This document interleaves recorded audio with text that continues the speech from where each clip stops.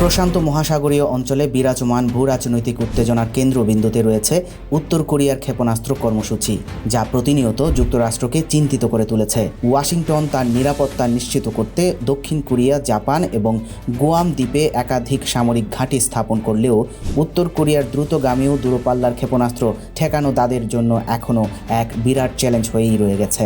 এমন একটি পরিস্থিতির অবতারণা করা যাক, যেখানে উত্তর কোরিয়া হঠাৎ করে যুক্তরাষ্ট্রের মূল ভূখণ্ড লক্ষ্য করে তাদের হোয়াংসাং-15 নামের একটি আন্তঃমহাদেশীয় ব্যালিস্টিক ক্ষেপণাস্ত্র বা ICBM নিক্ষেপ করল।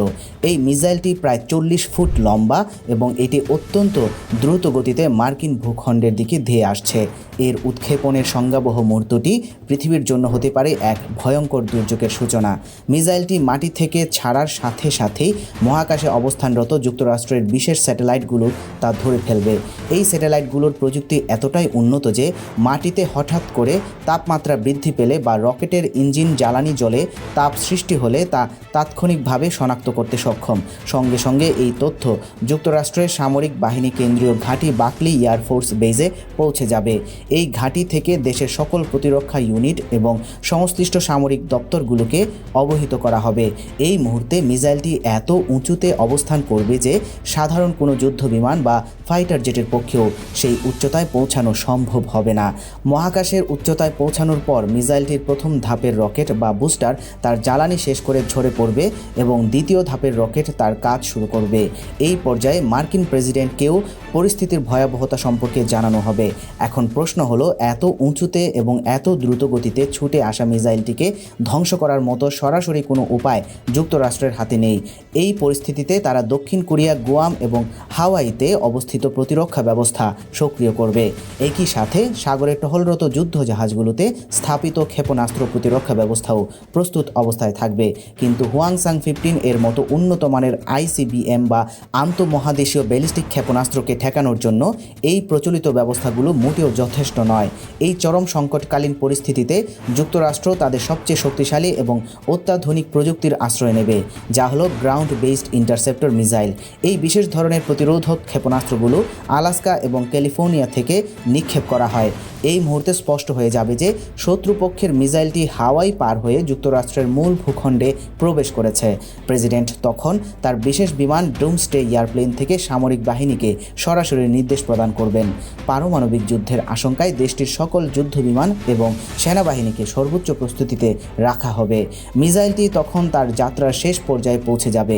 এটি শুধুমাত্র তার ওয়ারহেড বা বিস্ফোরক মাথা নিয়ে অবিশ্বাস্য গতিতে ছুটে চলবে।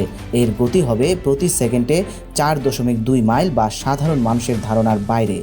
এই গতিতে এটি যে কোনো মুহূর্তে লস অ্যাঞ্জেলেস অথবা পশ্চিম উপকূলের যে কোনো জনবহুল শহরে আঘাত হানতে পারে। যুক্তরাষ্ট্র তখন একের পর এক ইন্টারসেপ্টর মিসাইল ছুড়ে দেবে, যাতে মাটিতে আঘাত হানার আগেই শত্রুর মিসাইলটিকে ধ্বংস করা যায়। কিন্তু বাস্তব বিপদটা এখানেই লুকিয়ে আছে। হোয়াংসাং-15 মিসাইলের মাথা থেকে হঠাৎ করে 8টি ছোট ছোট ওয়ারহেড বেরিয়ে আসতে পারে। এই প্রযুক্তিকে বলা হয় মিরভ বা মাল্টিপল ইন্ডিপেন্ডেন্টলি টার্গেটেবল রি-এন্ট্রি ভেহিকল। এর মধ্যে কিছু ওয়ারহেড হতে পারে আসল পারমাণবিক বোমা, আর বাকিগুলো হতে পারে কেবল প্রতিপক্ষকে বিভ্রান্ত করার জন্য তৈরি ডিকয় বা নকল বোমা। যুক্তরাষ্ট্রের আধুনিক প্রযুক্তি তখন হন্যে হয়ে চেষ্টা করবে আসল বোমাটি খুঁজে বের করতে। এই নির্ভুল শনাক্তকরণের মাধ্যমে তার কিল ভেহিকল নামের এক বিশেষ ধ্বংসকারী বস্তু ব্যবহার করে ওয়ারহেডে আঘাত হানবে। এই প্রক্রিয়াটি অত্যন্ত জটিল এবং সময়ের সাথে পাল্লা দিয়ে চালাতে হয়। যদি কোনোভাবে ইন্টারসেপ্টর মিসাইল বা কিল ভেহিকল শত্রুর ওয়ারহেডকে ধ্বংস করতে সক্ষম হয়, তবে আকাশে এক প্রচণ্ড আলোর ঝলকানি দেখা যাবে এবং বিপদ থেকে মুক্তি মিলবে।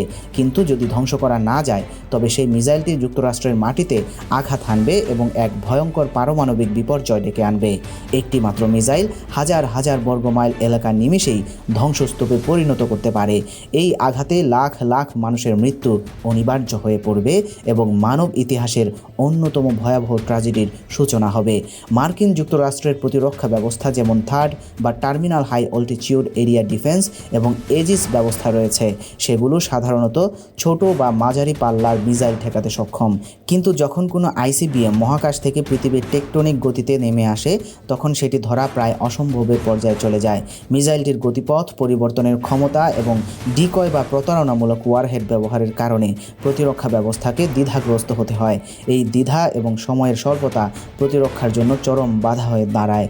যুক্তরাষ্ট্রের সামরিক কৌশলগুলোতে এই ধরনের আক্রমণ মোকাবেলায় বহুস্তরিত প্রতিরক্ষা ব্যবস্থার কথা ভাবা হলেও বাস্তবে এর সাফল্যের হার নিয়ে যথেষ্ট সন্দেহ রয়েছে। বিশেষ করে উত্তর কোরিয়ার মতো একটি গোপনীয়তাপূর্ণ রাষ্ট্র, যারা তাদের অস্ত্রের সক্ষমতা এবং কৌশল সম্পর্কে বাইরের বিশ্বকে সবসময় অন্ধকারে রাখে, তাদের মোকাবেলা করা আরও কঠিন।